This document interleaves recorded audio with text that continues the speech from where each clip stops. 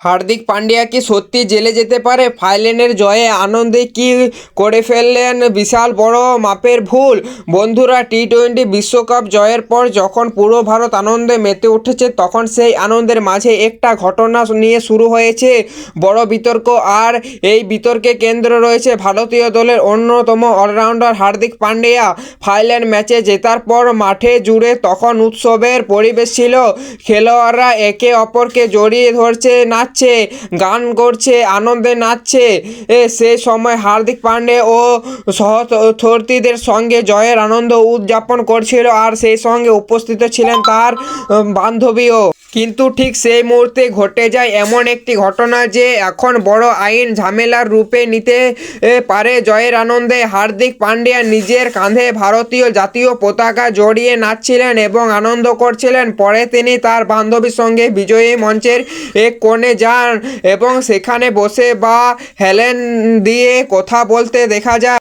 এই দৃশ্য সামনে আসতে একজন আইনজীবী দাবি করেন, জাতীয় পতাকা যেভাবে ব্যবহার করা হয়েছে তা অসম্মানজনক কাজ হতে পারে। সেই অভিযোগ ভিত্তিতে আইনজীবী ওয়াজিদ খান শিবাজী নগর পুলিশ স্টেশনে একটি অভিযোগ দায়ের করেছেন।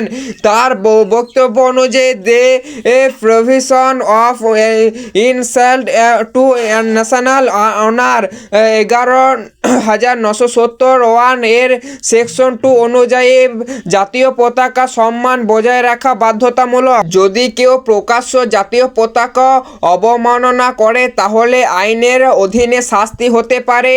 এই আইনে 3 বছর পর্যন্ত জেলের জরিমানা বা উভয়ের শাস্তি বিধান রয়েছে।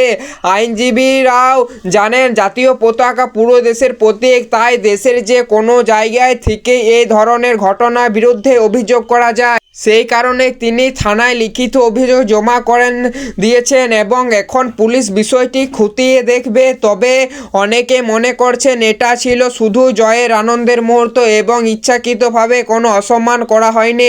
অন্যদিকে আবার কেউ কেউ বলছে জাতীয় পতাকা মর্যাদা সবসময় বজায় রাখা উচিত।